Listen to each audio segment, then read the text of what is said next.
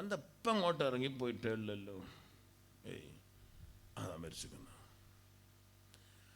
അതിനൊക്കെ എപ്പം മരിച്ചു പോയാലും സ്വർഗാവകാശികളായി മരണപ്പെടാൻ കഴിയുന്ന ദിക്റുകൾ ഹബീബ റസൂൽ പഠിപ്പിച്ചിട്ടുണ്ട്. സയ്യിദുൽ ഇസ്തിഗ്ഫാർ എന്നൊരു ദുആ ഉണ്ട്. സഹീഹുൽ ബുഖാരിയിലും മുസ്ലിമിലും ആ ഹദീസ് ഉണ്ട്. പേര് സയ്യിദുൽ ഇസ്തിഗ്ഫാർ എന്ന.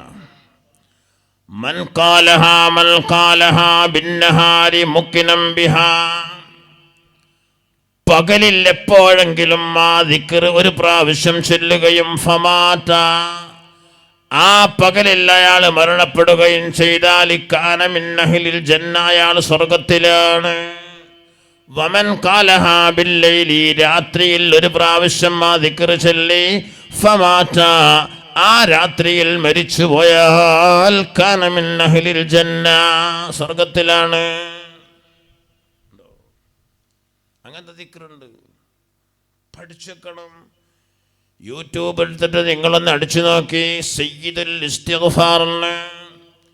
അതിൽ വരും അല്ലാഹുമ്മ അൻത റബ്ബി ലാ ഇലാഹ ഇല്ലാ അൻത ഖലഖ്തനി വഅന അബ്ദുക വഅന അലാ അഹ്ദിക വവഅദിക മസ്തതഅതു അഊദു ബിക മിൻ ശർരി മാ സനഅതു അബൂഉ ലക ബിനിഅമതിക അലയ്യ വഅബൂഉ ബിദംബി ഫഗ്ഫിർ ലി ഫഇന്നഹു ലാ യഗ്ഫിറു ദുനൂബ ഇല്ലാ അൻത. ഒരു 25 സെക്കൻഡ്, അര മിനിറ്റ് പോലും വേണ്ട.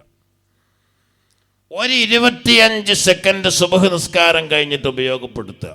അന്ന് പകലിങ്ങി എങ്ങനെ മരിച്ചാലും സ്വർഗത്ത് കിടക്കും. മഗ്‌രിബ് നിസ്കാരം കഴിഞ്ഞിട്ട് 25 സെക്കൻഡ് ഉപയോഗപ്പെടുത്തുക.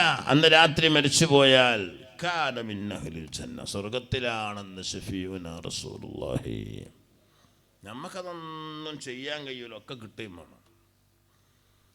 ഇശാ മഗ്‌രിബിനുള്ള സമയം ഇത് വാളായത് കൊണ്ട് അല്ല. എന്താ ഞങ്ങൾ ഈ പുരുഷന്മാരൊക്കെ ചെയ്യേണ്ട മഗ്‌രിബ് നിസ്കരിക്കാൻ പള്ളിയിലെത്തണം. മഗ്‌രിബ് നിസ്കരിക്കാൻ ഈ പള്ളിയിലെത്തിയിട്ട് മഗ്‌രിബ് നിസ്കാരവും അതിൻ്റെ ദിക്റും ദുആയും കഴിഞ്ഞാൽ ഇശാ വരെ പള്ളിയിൽ കഴിച്ചു വിട്ടണം. ഒരു യാസീൻ ഓതണം, ഒരു തബാറക്ക ഓതണം, ഒരു സജദ ഓതണം, ഒരു വാഖിഅ സൂറത്ത് ഓതണം, ഒരു ദുഹാൻ സൂറത്ത് ഓതണം. യാസീൻ ഓതിയാൽ നേരം വെളുക്കുമ്പോഴേക്ക് ദോഷങ്ങളൊക്കെ പൊറുക്കപ്പെട്ടിരിക്കും. തബാറക്ക ഓതിയാൽ ഖബറിൽ അവന് സന്തോഷം ഉണ്ടാവും. സജദ ഓതിയാൽ മഹ്ശറയിൽ അവനെ സഹായിക്കാൻ ആ സൂറത്തുണ്ടാവും. തബാറക വാഖിഅ സൂറത്ത് ഓതിയാൽ ആ കുടുംബത്തിൽ ദാരിദ്ര്യം എന്നൊരു സംഭവം തന്നെ ഉണ്ടാകൂല. അതൊക്കെ റസൂലുള്ളാഹിന്റെ ഹദീസുകളാണ്. ആ സമയം അതിനെ ഉപയോഗപ്പെടുത്തിയാൽ ദുനിയാവും ആഖിറവും രക്ഷപ്പെടും. അള്ളാഹു തൗഫീഖ് ചെയ്യട്ടെ. ഉദാഹരണങ്ങളൊക്കെ ആമീൻ പറയും.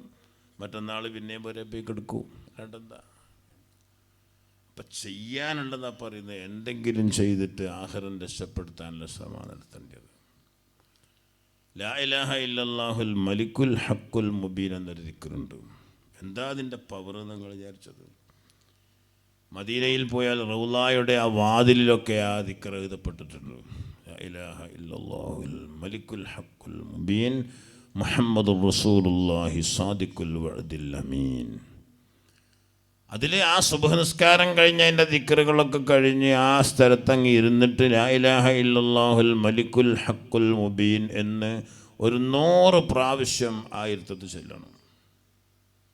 എന്നാ ദുനിയാവും ആഖിറവും ഒരു പ്രയാസവും ലോകത്തുണ്ടാവില്ല. എന്നാ കാന അമാനൻ മിൻ അദാബ്